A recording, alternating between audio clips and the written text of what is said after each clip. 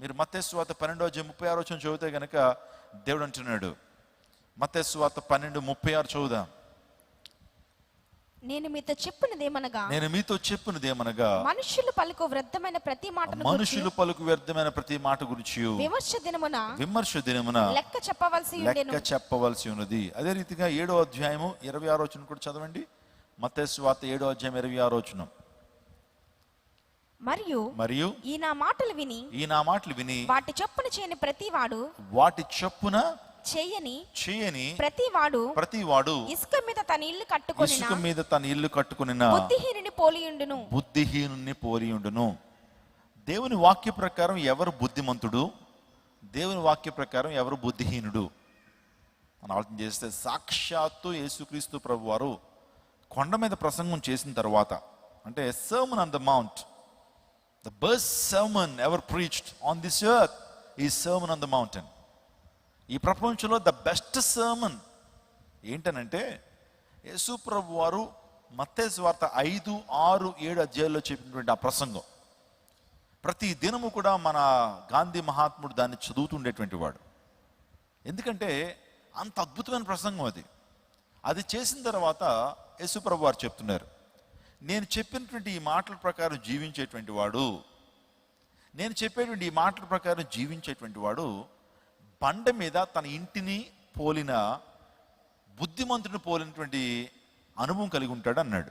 మరొకసారి చెప్తున్నా, నేను చెప్పినటువంటి ఈ మాటలను చేయువాడు, దాని ప్రకారం జీవించేటువంటి వాడు బండ మీద ఇంటిని కట్టుకున్న బుద్ధిమంతుని పోలిన వాడు అన్నాడు. అంటే ఇక్కడ ఒక అద్భుతాన్ని చూడండి, ఒక కార్యాన్ని మీరు చూడండి. బండ మీద ఇంటిని కట్టేటువంటి వాడు బుద్ధిమంతుడు.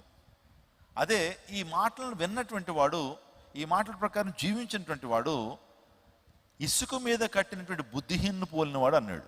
ఇక్కడ ఇద్దరు వ్యక్తులు కనబడుతున్నారు. ఒక వ్యక్తి తన ఇంటిని ఎక్కడ కట్టాడట? బండ మీద కట్టాడట. బండ మీద కట్టినోడు తెలివైనోడు. ఇసుక మీద కట్టినోడు బుద్ధిహీనుడు. అర్థమైపోయింది కదండి. అంటే దీని అర్థం ఏంటంటే, దేవుని వాక్యాన్ని విని దాని ప్రకారం జీవించేటువంటి వాడు బుద్ధిమంతుడు, దేవుని వాక్యాన్ని వినటువంటి వాడు దాని ప్రకారం జీవించినటువంటి వాడు బుద్ధిహీనుడు. బండ మీద కట్టడం అంటే క్రీస్తు మీద జీవితాన్ని కట్టడం, యేసయ్య మీద జీవితాన్ని కట్టడం, యేసయ్యను ఆధారం చేసుకుని జీవితాన్ని కట్టేటువంటి వాడు బుద్ధిమంతుడైతే, లోక ఆలోచనల్ని, ఈ వరల్డ్లీ ఫిలాసఫీస్ని నమ్మి దాని ప్రకారం జీవించేటువంటి వాడు బుద్ధిహీనుడు. ఈరోజు నువ్వు ఎవల్యూషన్ నమ్ముతావా, సైన్స్ నమ్ముతావా? ఎవల్యూషన్ నమ్ముతావా, క్రియేషన్ నమ్ముతావా?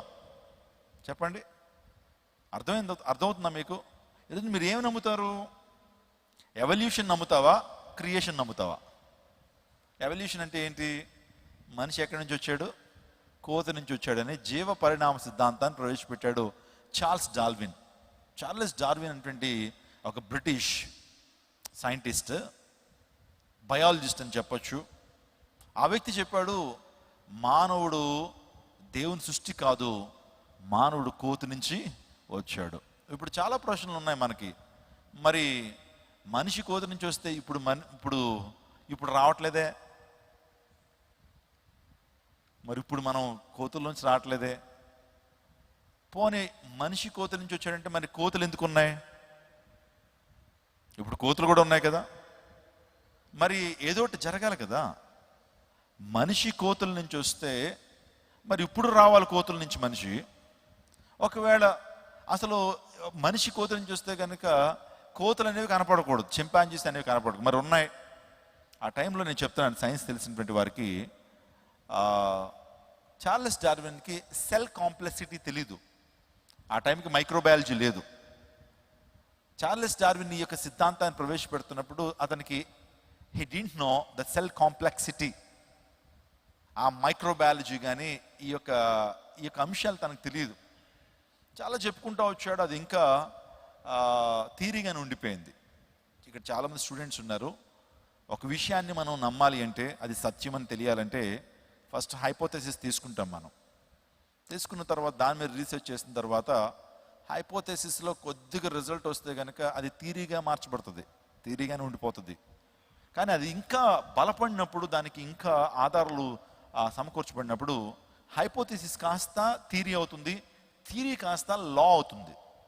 ఇప్పుడు మీరు చూడండి, కొన్ని లాస్ ఉన్నాయి కదా. సో న్యూటన్ థియరీయా లా?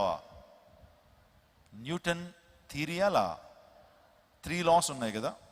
ఇప్పుడు అవి ఇట్స్ ప్రూవెన్, అవి సత్యం. గ్రావిటేషనల్ థియరీయా, గ్రావిటేషనల్ లాసా? గురుత్వాకర్షణ సిద్ధాంతమా, లేకపోతే గురుత్వాకర్షణ? థియరీకి లాకి తేడా ఉంది. ఇప్పుడు చార్లెస్ డార్విన్ థియరీయా లా? ఇంకా ప్రూవ్ అవ్వలేదు. అది థియరీగానే ఉండిపోయింది. జస్ట్ హైపోథిసిస్ నుంచి ఎక్కడికి వెళ్ళింది, థియరీ దాకా వచ్చింది, కానీ ఇంకా లా అవ్వలేదు. అది ఇంకా ప్రూవ్ అవ్వలేదు సత్యం అని. ఆలోచించేయండి. ఇప్పుడు మనం ఏమి నమ్మాలి? ఎవల్యూషన్ నమ్మాలా, లేకపోతే క్రియేషన్ నమ్మాలా? క్రియేషన్ నమ్మాలి. అంటే క్రియేషన్ మీద తన యొక్క నమ్మకాన్ని పెట్టుకునేటువంటి వాడు బుద్ధిమంతుడు, ఎవల్యూషన్ మీద తన యొక్క నమ్మకాన్ని పెట్టుకునేటువంటి వాడు బుద్ధిహీనుడు. ఓన్లీ ఫిలాసఫీస్ ఉన్నాయి. ఏమంటే దేవుని వాక్యం ఒకటి చెప్తుంది, బయట ఇంకోటి చెప్తారు. దేవుని వాక్యం ఏం చెప్తుంది? విధవరాలను గౌరవించండి, విధవరాలు వస్తే ప్రయాణాలు మానుకోకండి, మీరు దీవించబడాలంటే విధవరాలని గణపరచండి అని దేవుని వాక్యం చెప్తుంటే, లోకం ఏం చెప్తుంది తెలుసండి? విధవరాలు వస్తే ప్రయాణాలు మానేసుకో, విధవరాలని పెళ్ళికి పేరెంటాలకి పిలవద్దు, నీకు అరిష్టం జరుగుతుంది. ఇప్పుడు ఏది నమ్మాలి నువ్వు? చెప్పండి, ఏది నమ్మాలి? జ్యోతిష్యం దేవుని వాక్యం సపోర్ట్ చేయదు, ముహూర్తాలు దేవుని వాక్యం సపోర్ట్ చేయదు. అందును బట్టి నువ్వు ఎక్కడ కట్టాలి? నీ జీవితమైన ఇంటిని ఎక్కడ కట్టాలా?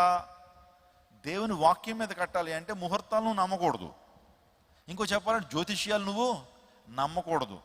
తిథులు, రాసులు, ఇంకా ఇవన్నీ ఉన్నాయే ప్రపంచవ్యాప్తంగా చాలా చాలా మూఢనమ్మకాలు ఉన్నాయి. పిల్లు వస్తే ప్రయాణం చేయకూడదు, ఆ తర్వాత విధవరాలు వస్తే ప్రయాణం చేయకూడదు, ఇంకా ముగ్గురు వెళ్తే మొక్కలైపోద్ది కార్యం, ఇలాంటి ఏవైతే ఉన్నాయో వాటి మీద నీ నమ్మకాన్ని పెట్టుకుంటే గనక నువ్వు బుద్ధిహీనుడివి. కానీ దేవుని వాక్యం మీద తమ జీవితాన్ని కట్టుకునేటువంటి వాడు బుద్ధిమంతుడు. స్తోత్రం చెప్పండి, హల్లెలూయా. ఇంకా నువ్వు క్రైస్తవుడిగా ఉండి ఇంకా క్రియేషన్ నమ్ముతున్నావా, లేకపోతే ఎవల్యూషన్ నమ్ముతున్నావా? సైన్స్ నమ్ముతున్నావా, లేకపోతే బైబిల్ నమ్ముతున్నావా? అంటే సైన్స్ బైబిల్ రెండు వేరు వేరే అని చెప్పట్లేదు. Actually science confirms Bible. ఈరోజు సైన్స్ అనేటువంటిది బైబిల్ని కన్ఫర్మ్ చేస్తూ ఉంది. సైన్స్ ఎక్కడి నుంచి వచ్చిందండి? దేవుడు మొక్కలను సృష్టించాడు కాబట్టి ఏమొచ్చింది? బాటనీ వచ్చింది. దాని మీద అధ్యయనం చేస్తున్నాం, అంతే కదా. మొక్కలు లేకపోతే మనకి బాటనీ ఉంటుందా? జంతువులు ఉన్నాయి కాబట్టి దేవుడు జంతువులు సృష్టించాడు కాబట్టి ఈరోజు జువాలజీ ఉంది. ఆ తర్వాత ఇంకా మనం ఆలోచన చేస్తే చాలా చాలా ఆలజీలు ఉన్నాయి కదండి, చాలా చాలా శాస్త్రాలు ఉన్నాయి. యాంథ్రోపాలజీ అంటారు, అంటే మానవుని యొక్క ధర్మశాస్త్రం. మానవుడు ఉన్నాడు కాబట్టి యాంథ్రోపాలజీ వచ్చింది, యాంథ్రోస్ వచ్చింది. ఇలా చెప్పుకుంటూ పోతే భౌతిక దేవుడు నిజంగా సృష్టిలో కొన్ని ధర్మాలు పెట్టాడు కాబట్టి ఫిజిక్స్ ఉంది. ఈరోజు దాని గురించి చదువుతున్నా. చూడండి, ఒక విషయాన్ని కనిపెట్టిన తర్వాత దాని గురించి అధ్యయనం చేయడం ఈజీయా, విషయాన్ని కనిపెట్టడం ఈజీయా? ఆలోచన చేయండి. కనిపెట్టిన వాటిని అధ్యయనం చేయడానికే మనకి ఏమవుతుంది?